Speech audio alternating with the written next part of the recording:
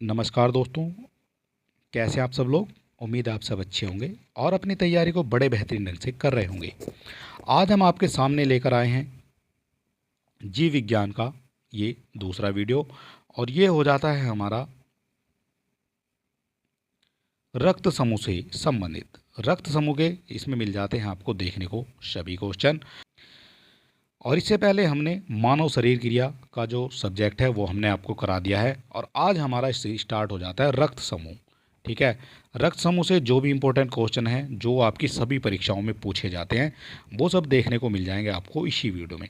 और इसके अलावा जो मानव अस्थियाँ हैं, अस्थियों से भी आपके कौन कौन से क्वेश्चन बनते हैं वो भी सब देखने को मिल जाएंगे आपको इसी वीडियो में। तो चलिए देर बिल्कुल नहीं करेंगे और शुरू करेंगे आज का हमारा इम्पोर्टेंट वीडियो रक्त समूह और मानव अस्थियों से संबंधित क्वेश्चन का। सबसे पहला क्वेश्चन हो जाता है आज की वीडियो का हमारा। तो ये हो जाएगा, एक पिता का रक्त वर्ग ए और माता का रक्त वर्ग ओ हो तो बताइए उनके पुत्र का कौन सा रक्त हो सकता है। तो उनके जो पुत्र का रक्त हो जाएगा वो हो जाएगा आपका ओ। ठीक है, ये इंपॉर्टेंट क्वेश्चन आपका हो जाता है। कोई बी प्रकार के रुधिर वाला व्यक्ति किसी आकस्मिक संकट में किस प्रकार के रुधिर वाले व्यक्ति को रुधिर प्रदान कर सकता है। तो बी प्रकार के रुधिर वाला जो व्यक्ति है आकस्मिक संकट में तो ये कर सकता है ए बी या फिर बी वाले व्यक्ति को रुधिर प्रदान अपना कर सकता है। यदि माता पिता में एक का रुधिर वर्ग ए बी है और दूसरे का ओ हो तो उनके बच्चे का जो संभावित रुधिर वर्ग होगा वो हो जाएगा या तो फिर ए होगा या फिर आपका बी होगा। ठीक है, इंपॉर्टेंट क्वेश्चन ये हो जाता है। संतानों की भ्रूणीय अवस्था में माता पिता के गर्भाशय में अंदर ही रक्त का थक्का बनने से मृत्यु हो जाती है।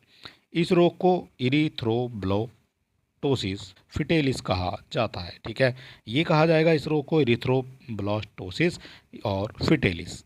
ठीक है, इसका कारण क्या हो जाता है। तो इसका कारण हो जाता है आपका पिता का RH+ तथा माता का RH- होना। ये इस वजह से होते हैं। कौन सा रक्त संपूर्ण सर्वग्राही है। संपूर्ण सर्वग्राही यानी सभी को जो है सभी से जो है रक्त वो ले सकता है, रक्तग्राही वो हो जाता है। तो ए बी हो जाता है जो सभी से रक्त आपका ले सकता है। ए बी रक्त वाले व्यक्ति को सार्वत्रिक ग्राही कहा जाता है। क्यों? क्योंकि उसके रक्त में प्रतिपिंड का जो अभाव होता है, ठीक है, वो किसी से भी रक्त ले सकता है, वो सर्वग्राही माना जाता है ए बी वाला। सार्वत्रिकग्राही यानी यूनिवर्सल रिसिपेंट जो होता है वो कौन से रुधिर वर्ग का होता है। तो वो होता है आपका रुधिर वर्ग ए और बी, ए बी का। कौन सा रक्त वर्ग सार्वत्रिक रक्तदाता यानी यूनिवर्सल डोनर होता है। डोनर मतलब ये दूसरे को देने वाला होता है, लेने वाला हो जाता है सबसे ए बी और देने वाला हो जाता है सबको ओ। ठीक है, ये इंपॉर्टेंट क्वेश्चन हो जाएगा। यदि किसी पुरुष का जो रक्त है वो ए बी हो तथा महिला का रक्त बी हो तो उनके संतानों में कौन सा रक्त वर्ग उपस्थित हो नहीं हो सकता है। अगर पुरुष का जो हो जाता है ए बी हो जाता है और माता का बी हो जाता है तो उनका जो रक्त है वो ओ कहीं भी नहीं हो सकता है। क्वेश्चन आपका क्या बनता है यहाँ से वो भी देख लेते हैं। और ये पीसीएस में भी पूछा गया है और आईएएस में भी पूछा गया है। किसी एक सामान्य व्यक्ति के रक्त का जो पीएच स्तर क्या होता है। सामान्य व्यक्ति के पीएच स्तर पूछा गया है तो ये होता है 7.35 से 7.45। ठीक है, ये होता है रक्त का पीएच स्तर। अगला क्वेश्चन है मानव रक्त की जो श्यानता का कारण है वो क्या हो जाएगा। मानव रक्त की श्यानता का कारण तो ये हो जाता है रक्त में प्रोटीन। सफ़ेद रक्त कण का जो मुख्य कार्य है वो हो जाता है रोग प्रतिरोधक क्षमता को धारण करना। निम्न रक्त वर्ग सार्वत्रिक दाता होता है। सार्वत्रिक दाता होता है कौन सा हो जाएगा जो सार्वत्रिक दाता होगा। तो ये हो जाएगा ओ। ठीक है, ये सार्वत्रिक दाता हो जाएगा, सबको जो है रक्त ये दे सकता है। और चलिए यहाँ से दूसरा टॉपिक स्टार्ट कर लेते हैं। ये हो जाती है मानव अस्थियाँ। तो मानव अस्थि में आ जाती है मनुष्य में कुल कितनी हड्डियां होती हैं। तो मानव में हो जाती हैं आपकी 206 हड्डियां। नवजात शिशुओं में हड्डियों की संख्या लगभग कितनी होती है? तो ये होती है आपकी 300 हड्डियाँ हो जाएंगी नवजात शिशुओं में। और उसके बाद जो 300 हैं, ये जब वो थोड़ा सा बड़ा होता है तो वयस्क होने के बाद में जो है वो हड्डियाँ बचती हैं आपकी 206, क्योंकि कुछ हड्डियाँ छोटी छोटी वो आपस में जो है जॉइंट हो जाती हैं।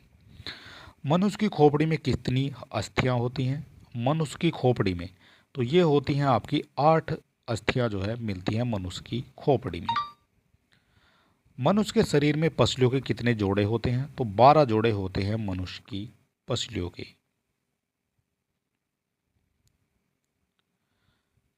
शरीर की सर्वाधिक प्रबल अस्थि कौन सी है? तो ये हो जाती है जबड़े की अस्थि। ये सर्वाधिक प्रबल अस्थि हो जाती है शरीर की।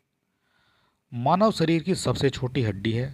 मानव शरीर की सबसे छोटी हड्डी स्टेपीज मानी जाती है।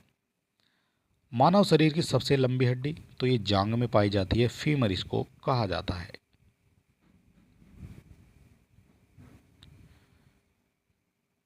मनुष्य के शरीर में पैर की हड्डी तो ये खोखली होती है। मनुष्य के शरीर में जो पैर की हड्डी है वो खोखली होती है।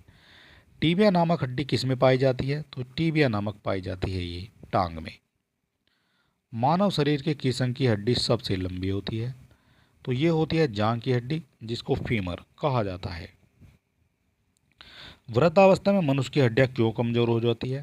क्योंकि कैल्शियम की जो है उनमें कमी हो जाती है, इसीलिए वृद्धावस्था में हड्डियां कमज़ोर पड़ जाती हैं। वयस्क मानव में होती है, जो वयस्क मानव होता है उसमें होती हैं आपकी 206 अस्थियां।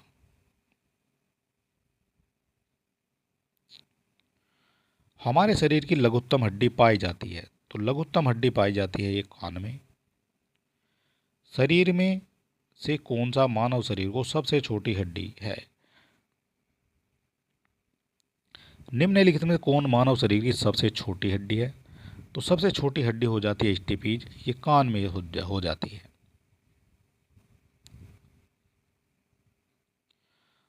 मनुष्य की खोपड़ी में कुल कितनी अस्थियां होती हैं? मनुष्य की खोपड़ी में हो जाएंगी 29 अस्थियां। मनुष्य के शरीर में पैर की हड्डी तो ये होती है, ठोस हो जाएगी मनुष्य के पैर में पैर की हड्डी। और चलिए दोस्तों, आज का जो हमारा वीडियो है छोटा सा वीडियो था और ये जो है यहीं तक है।